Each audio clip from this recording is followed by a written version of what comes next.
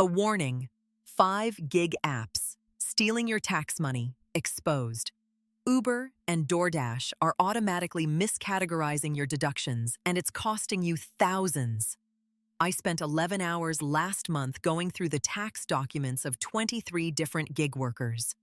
What I found made me physically uncomfortable. One driver, Marcus from Phoenix, had been using Uber's built-in mileage tracking for 3 years. He thought he was covered.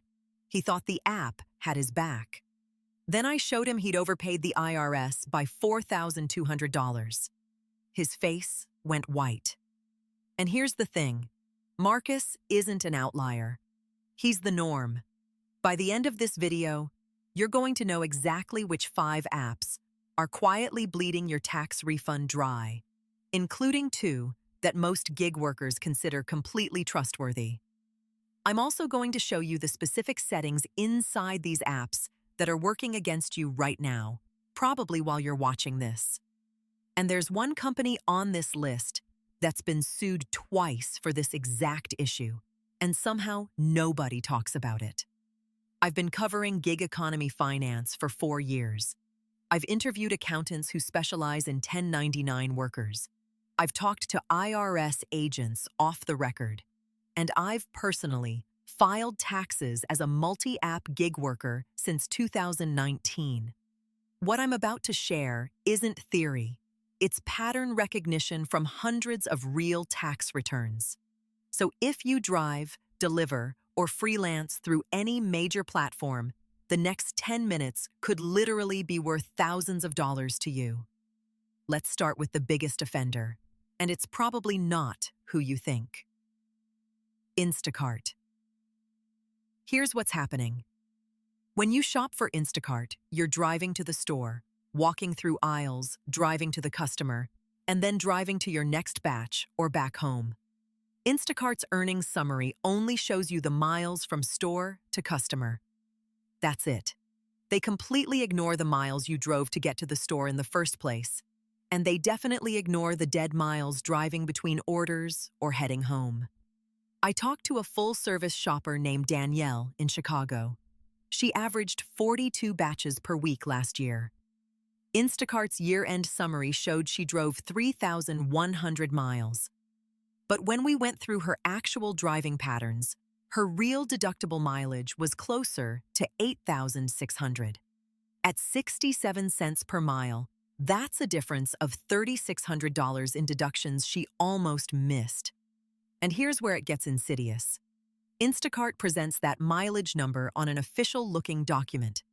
It feels authoritative. So most shoppers just trust it and hand it to their accountant or plug it into TurboTax. The IRS allows you to deduct all miles driven for business purposes. That includes driving to your first pickup, driving between gigs, and yes, driving home from your last delivery if you're using your car exclusively for work during those hours. But Instacart isn't legally required to track that for you. So they don't. And the money you lose? That's your problem. Now, you might be thinking your main app isn't Instacart.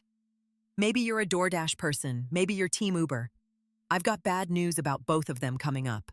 But first, there's another app that's been getting away with something even more deceptive. Uber and Lyft have a mileage tracking feature built into their driver apps. Sounds convenient, right? It's actually a trap. Here's why. The in-app tracker only records miles when you have a passenger in the car or when you're en route to pick someone up.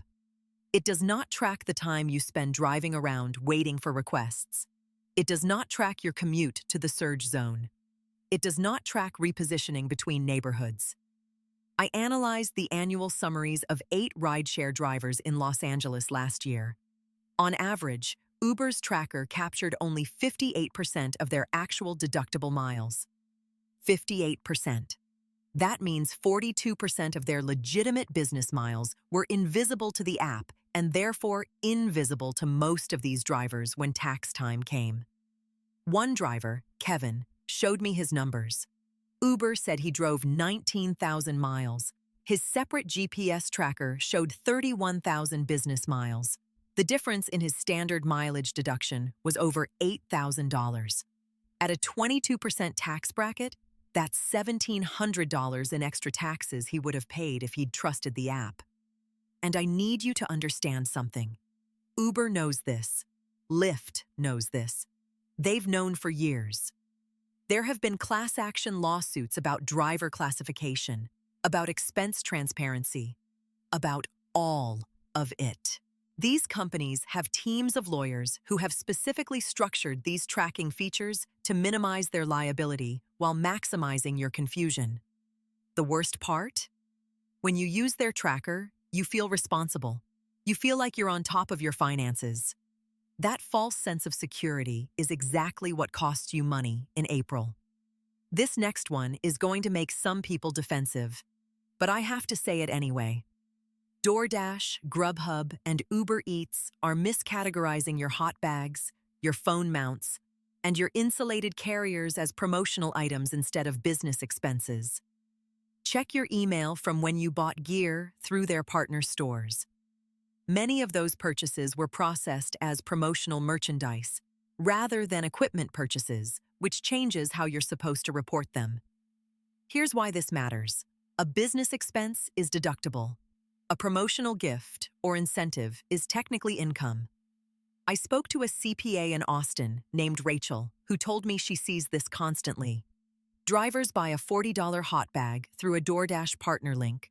DoorDash reports it as a promotional credit, and now the driver technically has $40 in taxable income instead of a $40 deduction. Multiply that across phone chargers, phone mounts, car organizers, and backup batteries, and you can easily have $300 to $400 swinging the wrong direction on your return. The fix is documentation. Every single purchase you make for gig work needs its own receipt saved outside the app ecosystem. I use a dedicated folder in my cloud storage. Every time I buy something for work, I photograph the receipt and upload it immediately. Takes 8 seconds. Saves me hundreds. If you're creating content around your gig work, explaining tax strategies, showing your delivery setup, anything like that, you should also look at tools like 11 Labs at try11labs.io 2PU109Y92JL1. I've been using it to create voiceovers for my own content, and the quality is good enough that most people can't tell the difference. But that's a side note. The core issue here is documentation. If you don't have paper trails outside these apps, you're trusting companies to accurately report your expenses, and we've already established that's a dangerous game. App number 4 is Spark Driver, Walmart's delivery platform. And this one has a specific problem that almost nobody talks about. Spark batches orders together and pays you a single amount. But here's the issue. When you deliver to multiple addresses on a single batch, your mileage between those stops is business mileage. Spark's summary doesn't break this down clearly. They give you a single payment and a rough mileage estimate that consistently underreports multi-stop routes. A Spark driver in Oklahoma City named James showed me his numbers. He did 217 multi-stop batches last year. Spark's records showed roughly 4,000 miles for those batches. His manual tracking showed 5,800. That's 1,800 miles of deductions that would have vanished. At 67 cents per mile, that's $1,200 in deductions. Gone. Because the app made him feel like everything was handled. App number 5 might surprise you. Amazon Flex. Amazon actually does better than most apps at tracking delivery miles, but they have a different problem. They don't clearly separate your waiting time at the warehouse from your delivery time. Why does this matter? Because if you're sitting in a warehouse parking lot for 45 minutes waiting for packages to be ready, and you drove 20 minutes to get there, those aren't just wasted minutes. That's deductible time and mileage. But Amazon's summary doesn't break this out. It shows your block time and your route. It doesn't show